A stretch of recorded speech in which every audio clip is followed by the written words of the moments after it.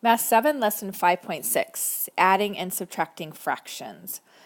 In order to add or subtract fractions, they need a common denominator.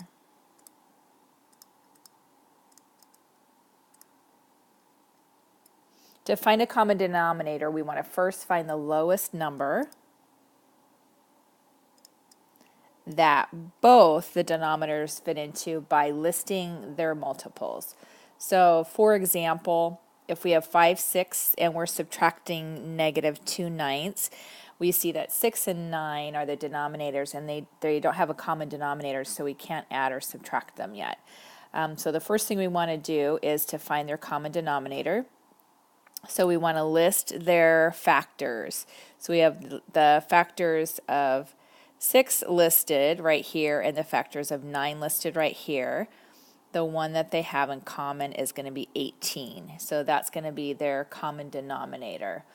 And so we would change our fraction, and we would take our 5/6 right here and multiply it by 3/3 because we want to create 18 as a denominator. So we multiply the bottom by 3 in order to get the 18, which means you need to do the same to the top. So we go 5 times 3 is 15. So 5/6 is the same as 15/18.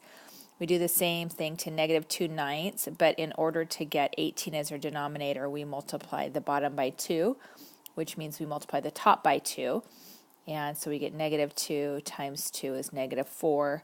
So our -2/9 turned into -4/18, so that we could complete our equation. So finally, we rewrite the fraction and add or subtract straight across.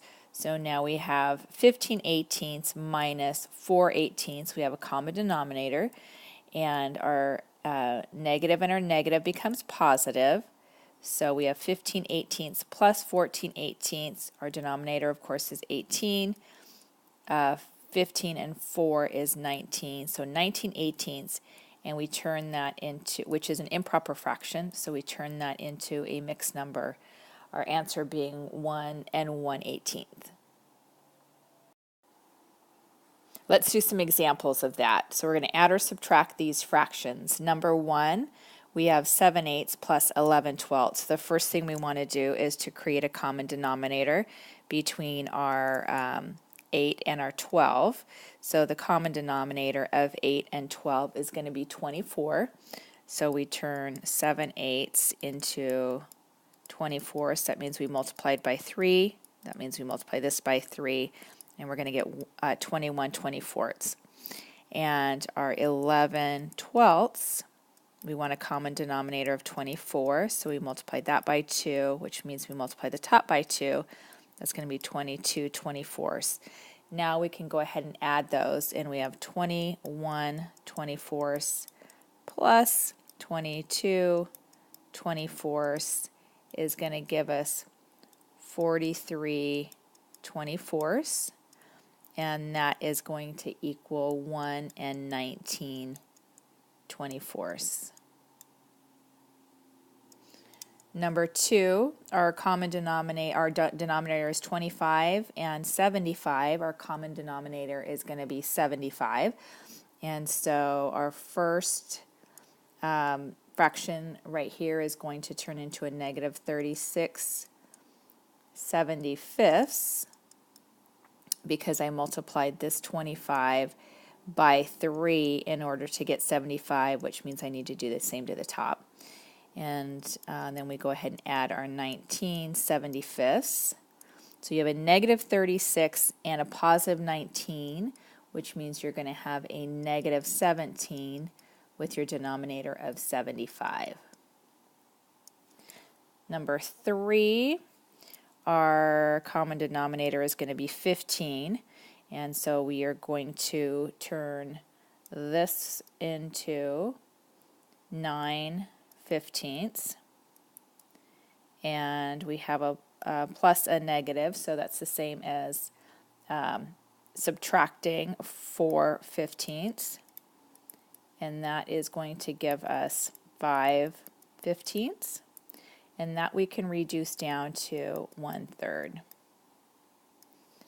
Number 4, we take a look at our denominators. We have a 3 and a 7. The common denominator there is going to be 21.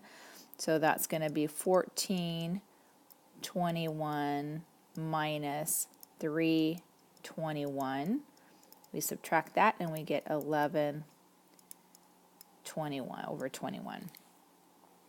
Number 5, the first thing I see is I have a negative and negative, so I can turn that into a positive. So now I don't have to deal with negatives anymore. My common denominator is going to be 26.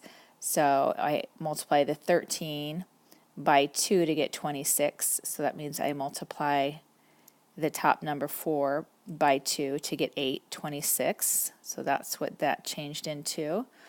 Plus 7, 26. That's going to give me 15 over 26. Number 6, again, I'm going to go ahead and change those to positives. Common denominator is going to be 18.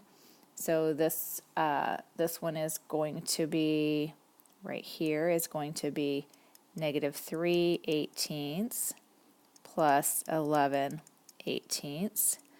And that is going to be 8/18, which when you reduce down is going to be 4/9.